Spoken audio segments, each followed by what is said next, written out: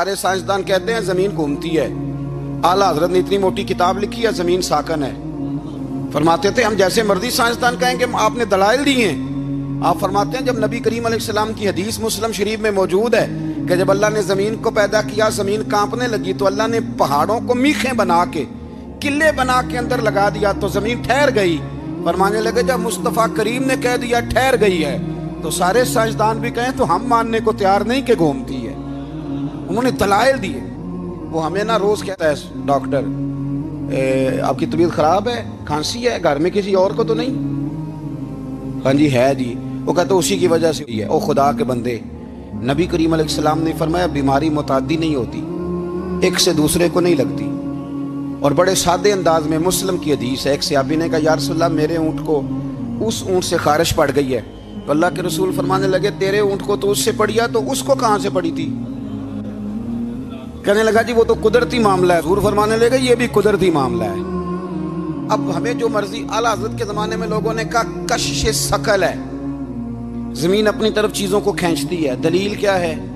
وہ کہنے لگے جی سیب گرتا ہے تو زمین پہ, آم گرتا ہے درخت سے تو زمین پہ, امرود گرتا ہے تو, انار گرتا ہے تو زمین میں کشش ہے, کھینچ لیتی ہے. اعلیٰ حضرت فرمانے لگے شاباش, سائنسدان جو کہیں گے ہم مانیں گے. فرمانے لگے زمین نے آدھا کلو کا سیب کھینچ لیا ہے, 1.5 پاؤ کا انار کھینچ لیا ہے, پر ہم نے غبارے میں 1.5 چھٹانگ ہوا بھر دیا, وہ تو زمین سے کھینچا نہیں گیا. یہ کس قسم کی کشش ثقل ہے؟ یہ ابھی 2 سال پہلے ڈاکٹر عبدالقدیر خان کا مضمون چھپا تھا روزنامہ جنگ میں. وہ کہتا ہے مجھے وہ مولوی چاہیے تھا جس کے پاس قرآن حدیث بھی ہو اور سائنس کے علوم بھی ہوں. کہتا میں نے زمانے کے دروازے کھٹکھٹائے, پھر میں پہنچا بریلی کے امام کے پاس, اور کہتا ہے وہاں جا کے نہ میں ٹھہر گیا ہوں, اس لیے کہ مجھے قرآن و سنت کا نور بھی ملا ہے اور مجھے سائنس کے رموز بھی ملے ہیں. یہ واحد شخص ہے جو دین کو سائنس کا پابند نہیں کرتا بلکہ سائنس کو مدینے والے کا غلام بناتا ہے, مدینے والے کا غلام بناتا ہے. تو اعلیٰ حضرت فرمانے لگے عجیب فلسفہ ہے نا جی, آم کھینچ لیا اس نے, سیب کھینچ لیا, امرود کھینچ لیا, پر اس سے 1.5 چھٹانگ والا غبارہ.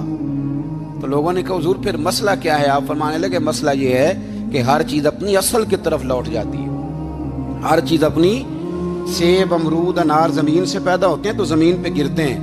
ہوا کی اصل اوپر ہے, اس لیے جب غبارے میں ہوا بھریں گے تو ہوا اس کو اوپر لے جائے گی. ہاں جب اس سے ہوا نکل جائے گی تو پھر غبارہ جو جس کی اصل ہوتی ہے ادھر لوٹ جاتا ہے. انسان مٹی سے بنا ہے تو جاتا کہاں ہے؟ مٹی دہتے مٹی رہنا ہی. ایمی کا دی بلے بلے